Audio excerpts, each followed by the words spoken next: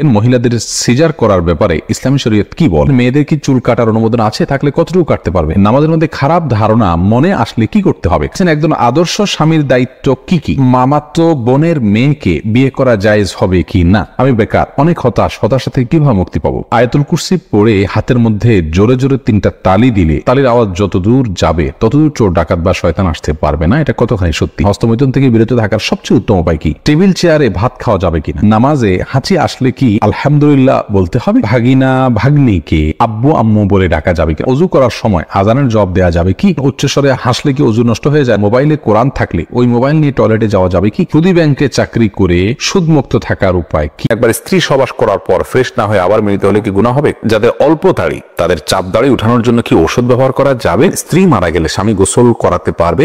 আর কি কি করণীয় আছে স্বামীর জন্য? নারীরা উচ্চ আওয়াজে কোরআন তেলাওয়াত করতে পারবেন কি না? টাক মাথায় চুল লাগানো যাবে কিনা? আমি টয়লেটে থাকা অবস্থায় যদি আজান শুরু হয় তখন কি আজান উত্তর দিতে পারি? খাওয়ার সময় ছেলেদের গোপে পানি বা খাবার লাগলে তাকে হারাম হবে? দাঁত আঁকা বাঁকা সোজা করা যাবে কিনা? যদি শ্বশুর শাশুড়ির সাথে বনিবনা না হয় তাহলে আলাদা থাকলে কি গুনাহ হবে? মহিলারা যদি অজু করা অবস্থায় কোনো পুরুষ দেখে ফেলে তাহলে কি অজু থাকবে? মাঝে মাঝে প্রস্রাবের পর পিচ্ছিল তরল জাতীয় কিছু গেলে কি শরীর বা কাপড় নাপাক হবে? হাতে তালি দেওয়া কি জায়েজ আছে? অনেকে বলে হারাম। এটা ইসলামের বিধান কি? বাজনা ছাড়া নুপুর পরা যাবে কিনা? কন্যা সন্তানকে কত বছর বয়স পর্যন্ত মায়ের বুকের দুধ পান করা যায়? মেয়েদের কি পশু পাখি জবাই করা জায়েজ আছে? চলি আমরা প্রশ্ন উত্তর দেওয়ার পর্বে। প্রিয়া খাতুন মুন্নি জানতে চেয়েছেন, উচ্চস্বরে হাসলে কি ওযু নষ্ট হয়ে যায়? না, উচ্চস্বরে হাসলে ওযু নষ্ট না, তবে নামাজের মধ্যে উচ্চস্বরে হাসলে ওযু নষ্ট হওয়ার কথা ইমাম আবু হানিফা রাহিমাহুল্লাহ বলেছেন। দিবা আপনি জানতে চেয়েছেন ফরজ নামাজের সিজদা কি বাংলা দোয়া করা যাবে? উত্তর হলো না, ফরজ নামাজ সিজদা বাংলা দোয়া করবেন না। মাহমুদ জানতে চেয়েছেন মামাতো বোনের মেয়েকে বিয়ে করা জায়েজ হবে কি না? মামাতো বোন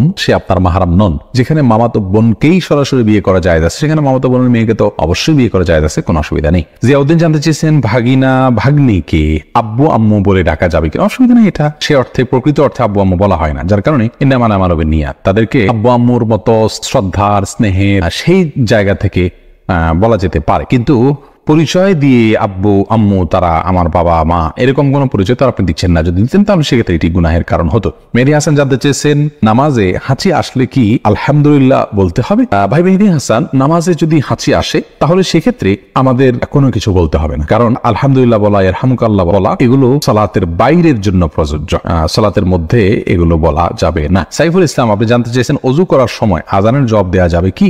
ওযু করার সময় আজানের জবাব দেওয়া যাবে যদি আপনি ওযুর ফাঁকে ফাঁকে দিয়ে ফেলতে পারেন, কোনো অসুবিধা না থাকে, পানি অপচয় না হয়, ফাঁকে ফাঁকে দিয়ে ফেলতে পারেন। ওযুর সময় তো বিশেষ কোনো দোয়া নাই, অতএব মুখে আপনি আমলটা করতেই পারেন। ওযুর হাত ধোয়ার সময় এক দোয়া, মুখ ধোয়ার সময় এক দোয়া, পাও ধোয়ার সময়, মাথা মাসা করার সময় এক দোয়া, এরকম বিভিন্ন দোয়ার কথা আমরা জানি, সেগুলো বিশুদ্ধ হাদিস দ্বারাই প্রমাণিত নয়, যার কারণে ওযুর ফাঁকে ফাঁকে আপনি আজানের জবাব দিতে পারবেন। মুস্তফা সাগর আপনি জানতে চেয়েছেন মোবাইলে কোরআন থাকলে ওই মোবাইল নিয়ে টয়লেটে যাওয়া যাবে কি?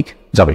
মোবাইলের ভিতরে কোরআন থাকা, নিজের বুকের ভিতরে কোরআন থাকা, স্মৃতিতে কোরআন থাকা একই কথা। আমাদের স্মৃতিতে মুখস্থ কোরআন আছে, সেটা আমরা টয়লেটে যাচ্ছি না আমাদের শরীর নিয়ে, অতএব মোবাইলের ভিতরে কোরআনটা এরকম সফট কপিটা আমাদের শরীরের ভিতরে থাকার মতোই, যার কারণে এটা নিয়ে আপনি টয়লেটে যেতে পারেন, কোনো অসুবিধা নেই। সঞ্জিদা শারমিন হিমু আপনি জানতে চেয়েছেন সুদী ব্যাংকে চাকরি করে সুদমুক্ত থাকার উপায় কি?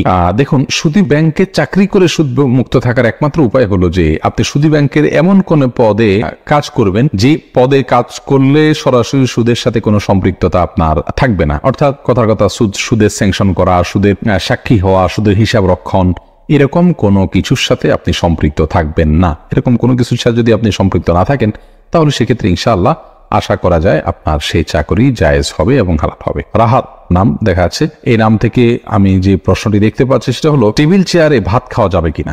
উত্তর হলো যাবে, তবে রাসূল করিম সাল্লাল্লাহু আলাইহি ওয়াসাল্লাম সম্পর্কে হাদিসে বর্ণিত হয়েছে মা আকালা নবী সাল্লাল্লাহু আলাইহি ওয়াসাল্লাম আল খিওয়ান কাত্তু, তিনি কখনো খেওয়ানের উপরে খান নাই। খেওয়ানের ব্যাখ্যা অনেকে বলেছেন টেবিল চেয়ার, যার কারণে এটা অ্যাভয়েড করা, বিশেষ করে হেলান দিয়ে তিনি কখনো খাননি এরকম একটি বর্ণনা পাওয়া যায়। তো যার কারণে হেলান দিয়ে খাবেন না, যদি চেয়ারে বসেনও খুব আয়েশ করে আয়েশি ভঙ্গিতে খাবেন না, এটুকু খেয়াল করা জরুরি। বাকি এটা খেললে যে গুনাহ হয়ে যাবে ব্যাপারটি সেরকম নয়। আব্দুল্লাহ আল জাবির আপনি জানতে চেয়েছেন হস্তমৈথুন থেকে বিরত থাকার সবচেয়ে উত্তম উপায় কি? সবচেয়ে উত্তম উপায় হলো নির্জনতা পরিহার করা, কারণ নির্জনতা ছাড়া হস্তমৈথুন হয় না।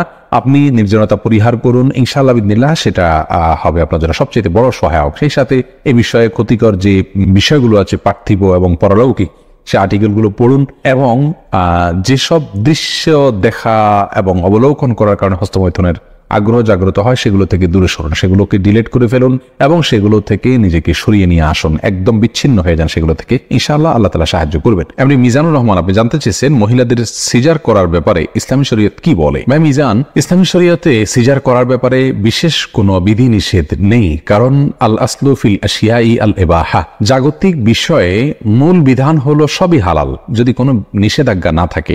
তো সিজার করার ব্যাপারে কোনো নিষেধাজ্ঞা নাই।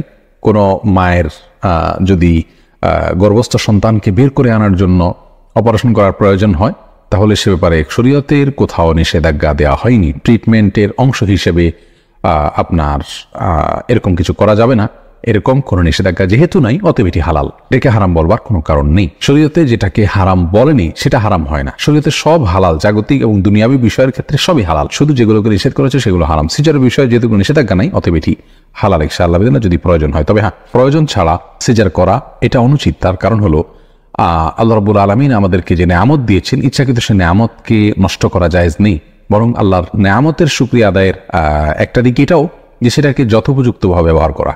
অনেক মা বোনরা আজকাল সিজার করছেন নিছক আপনার শখের বশে বা শৌখিনতা বসে।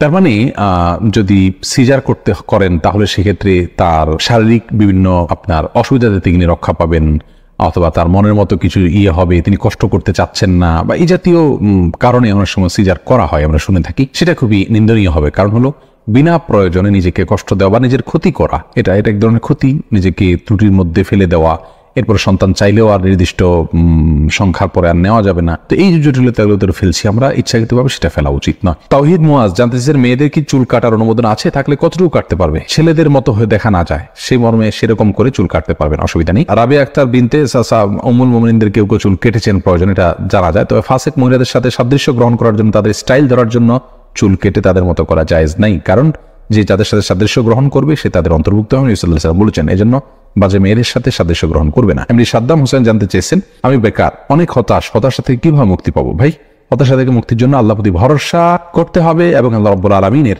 নিরাশার মধ্যে কিভাবে তিনি আলো মানুষের মধ্যে সৃষ্টি করেন, আলো দেখান মানুষকে, সেই ঘটনাগুলো পড়বেন এবং মোটিভেশনাল স্পিচগুলো শুনবেন, সেই সাথে সিরিয়াসনেসের সাথে কাজ করবেন। আমরা অনেকেই হতাশ হয়ে বসে থাকি, চেষ্টা ছেড়ে দিই। আমাদের চেষ্টা অব্যাহত থাকতে হবে, পরিশ্রম থাকতে হবে, অধ্যবসায় থাকতে হবে, উদ্যম আমাদের মধ্যে থাকতে হবে। সফলতা ইনশাআল্লাহ পদচুম্বন করবেই, অল্প হোক বিস্তর হোক সফলতা আমরা দেখবো ইনশাআল্লাহ, যদি আমরা সেভাবে কাজ শুরু করি। বেশিরভাগ মানুষ হতাশ হন, তাদের একটা বড় অংশ আপনার বিশেষ করে বেকার হতাশ, তারা কিন্তু আপনার সঠিকভাবে পরিশ্রম করেন না। অনেকে ইগো প্রবলেমের কারণে বিভিন্ন কাজ করতে পারেন না। এগুলো সবগুলো ছেড়ে ছুড়ে দিয়ে হালাল উপার্জনের জন্য চেষ্টা করতে হবে। আল্লাহ তাআলা ইনশাআল্লাহ বারাকা দিবেন। আশরাফ শাওন, আপনি জানতে চেয়েছেন নামাজের মধ্যে খারাপ ধারণা মনে আসলে কি করতে হবে? খারাপ ধারণা বলতে কি বোঝাতে চাচ্ছেন ভাই আশরাফ? খারাপ ধারণা বলতে বাজে কোনো চিন্তা, খারাপ কোনো চিন্তা যদি আসে তাহলে সেটা ইস্তেগফার করে সাথে সাথে আল্লাহর ভয়ে সালাতটা, আল্লাহ শরণার্থে, আল্লাহ দেখছেন, আল্লাহ আপনাকে অবজার্ভ করছেন, সেটাকে মাথায় রেখে আপনি ফেরত আনবেন। কি পড়ছেন সেগুলো বুঝে পড়ার চেষ্টা করবেন, তাহলে সেদিকে মনোযোগ থাকবে ইনশাআল্লাহ। আর যদি সালাতের মধ্যে আপনার খারাপ চিন্তা বলতে, খারাপ ধারণা বলতে আপনার আল্লাহ সম্পর্কে বা অন্য কিছু সম্পর্কে আসে, তাহলে তো যে পরামর্শ একটু আগে আমরা দিলাম সেটার উপর আমল করতে হবে। এমডি মুজাহিদুল ইসলাম, আপনি জানতে চেয়েছেন কোরআন শরীফ ভুলবশত পা ঠেকলে করণীয় কি? কোরআনে কারীম এখানে যদি ভুলবশত পা লেগে যায় বিশেষ কোনো করণীয় নেই, তবে সাবধান থাকতে হবে কোরআনের প্রতি অসম্মান যাতে ইচ্ছা অনিচ্ছা না হয়, বাস। এছাড়া বিশেষ কোনো করণীয় নেই। পরবর্তী সময়ের জন্য সাবধান হয়ে যাবেন। জান্নাতুল ফিরদাউস, আপনি জানতে চেয়েছেন আয়াতুল কুরসি পড়ে হাতের মধ্যে জোরে জোরে 3টা তালি দিলে তালির আওয়াজ যতদূর যাবে ততদূর চোর ডাকাত বা শয়তান আসতে পারবে না, এটা কতখানি সত্যি? বোন জান্নাতুল ফিরদাউস, আয়াতুল কুরসি সম্পর্কে রাসূল করিম সাল্লাল্লাহু আলাইহি ওয়াসাল্লাম থেকে একাধিক হাদিস বর্ণিত রয়েছে এর ফজিলত এবং মর্যাদা প্রসঙ্গে। তার একটি মর্যাদার বিষয় এও যে যেই বাসায়, যে ভবনে বা যে বাড়িতে বা যে জায়গায় বসে আয়াতুল কুরসি রাতের বেলায় তেলাওয়াত করা হয় সেখানে আল্লাহ রাব্বুল আলামিন চুরি দাড়ি এগুলো থেকে তাদেরকে হেফাজতে রাখেন। অতএব আয়াতুল কুরসির এটি একটি ফজিলত বিশুদ্ধভাবে প্রমাণিত যে সেখানে আয়াতুল কুরসি পাঠ করলে আর চুরি হবে না ওই রাতে। কিন্তু এর মানে এই নয় যে যেমনটা আপনি বলেছেন যে 3বার তালি দিতে হবে, তারপর তালের আওয়াজ যতদূর যাবে ততদূর আপনার প্রোটেকশনে চলে আসবে, এরকম কোনো কথা কোনো বিশুদ্ধ হাদিসে বর্ণিত হয়েছে বলে আমাদের জানা নেই। রেজাউন আহমেদ শুভ, আপনি জানতে চেয়েছেন একজন আদর্শ স্বামীর দায়িত্ব কি কি? একজন আদর্শ স্বামীর দায়িত্ব হলো তার স্ত্রীর শারীরিক চাহিদা পূরণ করা, তার স্ত্রীর আর্থিক চাহিদা, তার ভরণ পোষণ এগুলোর ব্যবস্থা করা, তার সাথে সুন্দর আচরণ করা। আল্লাহ বলেছেন ওয়া আশিরুহুন্না বিল মারুফ, আমরা স্ত্রীদের সঙ্গে যথাযথভাবে বসবাস করবে, সামাজিক যে তাদের মর্যাদা আছে সেটাকে লক্ষ্য করে বসবাস করবে, গালমন্দ করবে না, অযথা তাকে কষ্ট দিবে না এবং অযথা প্রহার করবে না এবং তার প্রতি অসম্মান অশ্রদ্ধা এরকম কোনো কিছু করবে না, যথাসম্ভব তার কাজে হেল্প করবে। রাসূল করিম সাল্লাল্লাহু আলাইহি ওয়াসাল্লাম স্ত্রীর কাজে হেল্প করতেন, মন খারাপ হলে তাকে সময় দেওয়া, এগুলো সবগুলো আদর্শ স্বামীর দায়িত্ব। সেই সাথে আদর্শ স্বামী তার স্ত্রীকে আখিরাতের পথে পরিচালিত করবেন, জান্নাতের পথে যেতে সহায়তা করবেন, কোরআন হাদিস শেখার জন্য সহায়তা করবেন। বিশেষ করে তারা বাইরে যেতে পারেন না, সব জায়গায় যেতে পারেন না, শিখতে পারেন না, সেক্ষেত্রে তাদের ইসলামিক নলেজ অর্জনের জন্য পথগুলো উন্মোচন করে দিবেন। বাহির থেকে ভালো কিছু জানলে তাদেরকে শেয়ার করবেন। সুন্দরভাবে তাদের সাথে বসবাস করা, তাদেরকে স্যাটিসফাইড করা, এটা আদর্শ স্বামীর গুণ। একটা পর্যায়ে গিয়ে সেই স্ত্রী যখন বলবেন যে হ্যাঁ আমার স্বামী একজন ভালো মানুষ সার্বিকভাবে, তখন তিনি আল্লাহর কাছেও ভালো হিসাবে বিবেচিত হবেন। অতএব তার কাছ থেকে সার্টিফিকেট যেহেতু নিতে হবে বিধায় তাকে সন্তুষ্ট করার বৈধ সমস্ত উপায়গুলো আমাদের অবলম্বন করতে হবে, সেক্ষেত্রে আদর্শ স্বামী হওয়া যাবে। এমনি বাপ্পি জানতে চেয়েছেন, আমি টয়লেটে থাকা অবস্থায় যদি আজান শুরু হয় তখন কি আজান উত্তর দিতে পারি? না ভাই, আপনি অপেক্ষা করবেন, বের হয়ে আজান উত্তর দিয়ে দিবেন। মাহফুজ মুন্না আপনি জানতে চেয়েছেন, খাওয়ার সময় ছেলেদের গোপে পানি বা খাবার লাগলে তাকে হারাম হবে? না, এমন কোনো কথা নেই, গোপে পানি বা খাবার লাগলে হারাম হয়ে যাবে, এটা জায়েজ নাই। এমনি লিটন হোসেন জানতে চেয়েছেন, দাঁত আঁকা বাঁকা সোজা করা যাবে কিনা? হ্যাঁ যাবে, কোনো অসুবিধা নেই। আঁকা বাঁকা দাঁতকে সোজা করাতে কোনো অসুবিধা নেই, এটা খুবই সাধারণ একটি বিষয়, অনেকেই করে থাকেন আজকাল, অসুবিধা নেই ইনশাআল্লাহ। শারমিন সোনালী আপনি জানতে চেয়েছেন, যদি শ্বশুর শাশুড়ির সাথে বনিবনা না হয় তাহলে আলাদা থাকলে কি গুনাহ হবে? আলাদা থাকলে গুনাহ হবে না, ওনাদের হক যদি মোটামুটি আদায় করা হয়, তাদের যেটুকু প্রয়োজন, আলাদা থাকলে যে গুনাহ হবে এমন কোনো কথা। আব্দুল মোমিন জানতে চেয়েছে, মহিলারা যদি অজু করা অবস্থায় কোনো পুরুষ দেখে ফেলে তাহলে কি অজু থাকবে? দেখুন ভাই আব্দুল মোমিন, অজু করা অবস্থায় কোনো পুরুষ দেখলে অজু ভাঙবে এমন নয়, তবে সেটা যদি ইচ্ছাকৃত দেখেন তাহলে গুনাহ হবে, অনিচ্ছাকৃত হলে গুনাহ হবে না, কিন্তু এই দেখার সাথে অজু ভাঙার কোনো সম্পর্ক না, অজু থাকবে ইনশাআল্লাহ। এমডি নাসির উদ্দিন জানতে চেয়েছেন, মাঝে মাঝে প্রস্রাবের পর পিচ্ছিল তরল জাতীয় কিছু গেলে কি শরীর বা কাপড় নাপাক হবে? যদি শরীরে লাগে তাহলে সে অংশটা ধুয়ে ফেলবেন, কাপড় লাগলে সে অংশটা ধুয়ে ফেলবেন, বাস তাহলেই চলবে, নাপাক হবে যেটুকু লাগবে সেটুকু জায়গা। এসেছে হেলাল খান জানতে চেয়েছেন, অজু করার সময় দাঁত থেকে রক্ত বের হলে কি অজু হবে? দাঁত থেকে যদি রক্ত বেশি বের হয়ে যায়, বের হতে থাকে, যার ফলে আপনার থুথু লাল হয়ে যায় এবং লালচে ভাব বেশি থাকে থুতুর মধ্যে, তাহলে সেক্ষেত্রে আপনার অজু হবে না। আর যদি লালচে ভাব কম থাকে, হালকা হলুদ হয়, তাহলে সেক্ষেত্রে অজু হয়ে যাবে। আফরিন সুলতান জান্নাত আপনি জানতে চেয়েছেন, বাজনা ছাড়া নূপুর পরা যাবে কিনা? জীবন আপনি নূপুর পড়তে পারেন যদি সেটাতে বাজনা না থাকে এবং বাহিরে আপনি যখন পড়ে যাবেন সেটা আপনার পায়ে থাকতে পারে, কোনো অসুবিধা নেই। সাহাবায়ে কেরামের মধ্যে থেকে অনেকে নূপুর পড়েছেন, অনেক মহিলা সাহাবীরা নূপুর পড়েছেন, এরকমটি হাদিস দ্বারা স্পষ্টভাবে আমরা জানতে পারি। জহিরুদ্দিন মোহাম্মদ বাবর জানতে চেয়েছেন, হাতে তালি দেওয়া কি জায়েজ আছে? অনেকে বলে হারাম, এটা ইসলামী বিধান কি? হাতে তালি দেওয়া এটাকে হারাম বলার সরাসরি কোনো সুযোগ নেই, তবে অবাক করা কোনো কিছু, ভালো কিছু দেখলে মুখে সুবহানাল্লাহ বলা, আশ্চর্য হলে সুবহানাল্লাহ বলা, মাশাআল্লাহ বলা, এটা হলো সুন্নাহ, হাতে তালি নয়।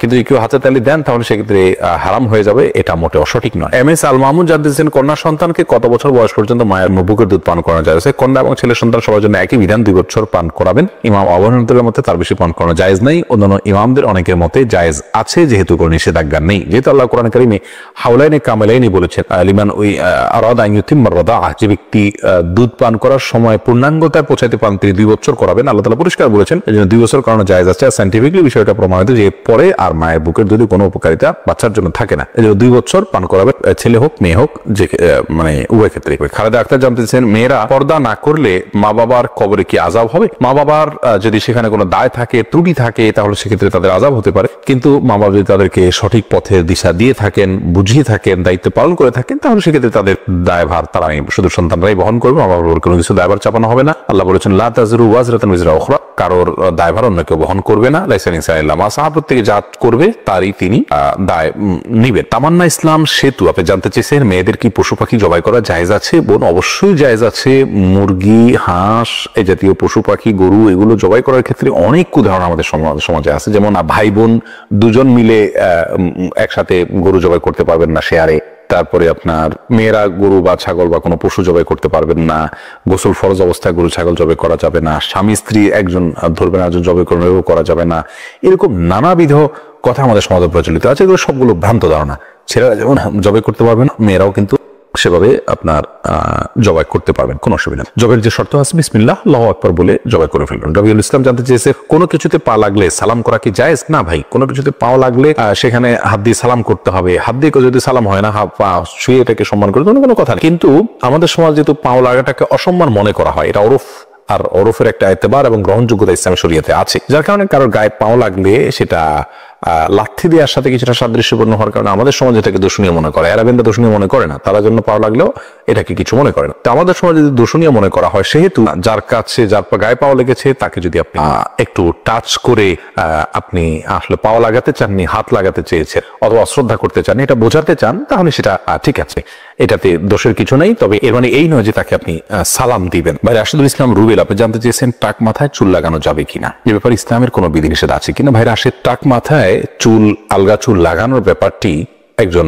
স্বাভাবিক অবস্থায় একজন মানুষের জন্য জায়েজ নাই, কারণ আল্লাহ রাব্বুল আলামিন বলেছেন লা তাবদীলা লিখালকিল্লাহ, আল্লাহর সৃষ্টিতে কোনো প্রকার পরিবর্তন করা চলে না। এখন কারো চুল পড়ে গেছে, তিনি আলগা চুল লাগিয়েছেন, এটা এক ধরনের প্রতারণার মতো। যেমনি ভাবে চুল সাদা হয়ে গেলে সেটাকে কালো করার যে একটা প্রয়াস, প্রবণতা, নিজের বয়স লুকানোর চেষ্টা, অথবা বয়স ছাড়াও অনেক সময় সাদা হয়ে থাকে, তো এই যে নিজের অবস্থার পরিবর্তন করার চেষ্টা, এই জিনিসটাকে ইসলাম ভালোভাবে দেখে না। অতএব এটাকে স্বাভাবিকভাবে রেখে দেওয়াটাই উচিত, এবং এখানে কোনো প্রকার লুকোচুরি করা এটা অনুচিত এবং অসুন্দর। এমডি আব্দুল্লাহ জানতে চেয়েছেন নারীরা উচ্চ আওয়াজে কোরআন তেলাওয়াত করতে পারবেন কি না। ভাই আব্দুল্লাহ, নারীরা উচ্চ আওয়াজে কোরআন তেলাওয়াত করতে পারবেন, তবে সেটি পরপুরুষের কণ্ঠ পর্যন্ত, কান পর্যন্ত যেন না পৌঁছে, সে ব্যাপারে চেষ্টা করতে হবে।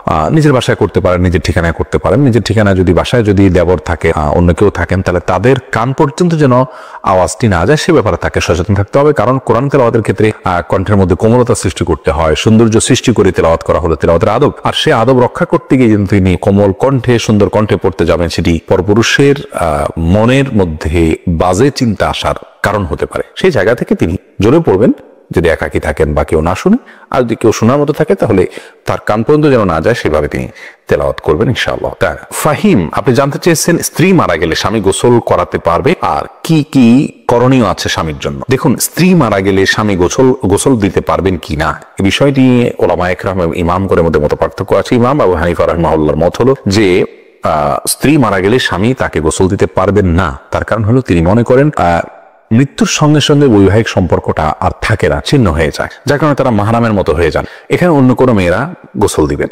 যদিও অন্য ইমামদের অনেকেরই মত হলো যে না, বৈবাহিক সম্পর্ক মৃত্যুর মাধ্যমে ভেঙে যায় না, বরং বৈবাহিক সম্পর্ক তালাক না দিলে সেটি কিয়ামত পর্যন্ত, বরং চিরকালের জন্য, অনন্তসীম কালের জন্য এই সম্পর্কটা হয়ে যায়। যার কারণে তাদের দৃষ্টিকোণ হলো যে স্বামী তার স্ত্রীকে গোসল দিতে পারবেন, স্ত্রী তার স্বামীকে গোসল দিতে পারবেন। তো এক্ষেত্রে যদি ভিন্ন কোনো ভালো মহিলা থাকেন যিনি গোসল দিতে পারেন, সেটা ভালো, এবং এক্ষেত্রে কোনো অসুবিধা নেই। জোনায়েদ, আপনি জানতে চেয়েছেন যাদের অল্প দাড়ি, তাদের চাপ দাড়ি উঠানোর জন্য কি ঔষধ ব্যবহার করা যাবে। ভাই সাইদ জোনায়েদ, ঔষধ ব্যবহার করে দাড়ি উঠানো, এটা যদি স্বাস্থ্যের জন্য ক্ষতিকর হয়, ক্ষতিকর হওয়ার কথা স্বাভাবিকভাবে, যদি ক্ষতিকর হয় তাহলে কিন্তু এটা করা জায়েজ নাই। আল্লাহ রাব্বুল আলামিন বলেছেন ওয়ালা তালকু বিআইদিকুম ইলা তাহলুকা, তোমরা নিজেদেরকে ধ্বংসের দিকে, ক্ষতির দিকে ঠেলে দিও না। অতএব এমন কোনো ঔষধ ব্যবহার করা যাবে না যে ঔষধ ব্যবহার করলে আমাদের ক্ষতি হতে পারে। আর যদি কোনো প্রকার ক্ষতি না হয়, তাহলে সেক্ষেত্রে দাড়ি গজানোর জন্য তিনি যদি কোনো মেডিসিন ইউজ করেন, করতে পারেন, কোনো অসুবিধা নেই। তবে মনে রাখা উচিত আল্লাহ রাব্বুল আলামিন তাকে যেভাবে সৃষ্টি করেছেন সেটার উপরে সন্তুষ্ট থাকা, এটার মধ্যেই কল্যাণ নিহিত আছে। চাপ দাড়ি বা গাল ভর্তি দাড়ি হলে অনেক সুন্দর দেখা যাবে, সন্দেহ নাই, কিন্তু আল্লাহ রাব্বুল আলামিন আমাকে যেভাবে সৃষ্টি করেছেন, আল্লাহর এই ফয়সালায় সন্তুষ্ট হয়ে যাওয়া, এটার ভেতরে কিন্তু এক ধরনের তৃপ্তি আছে, এর মধ্যে এক ধরনের শান্তি আছে। এই জন্য এই ধরনের পথগুলো অবলম্বন না করা ভালো। কিন্তু যদি স্বাস্থ্যের জন্য ক্ষতিকর কিছু না হয় তাহলে করতে পারে, কোনো নিষেধাজ্ঞা নেই। আব্দুল হামিদ রিপন জানতে চেয়েছেন একবার স্ত্রী সহবাস করার পর ফ্রেশ না হয়ে আবার মিলিত হলে কি গুনাহ হবে। কোনো গুনাহ হবে না, তবে মাঝে যদি ওযু করে নেওয়া যায় তাহলে সেটা সুন্নাত আদায় হবে, আর না করলেও গুনাহ হবে না।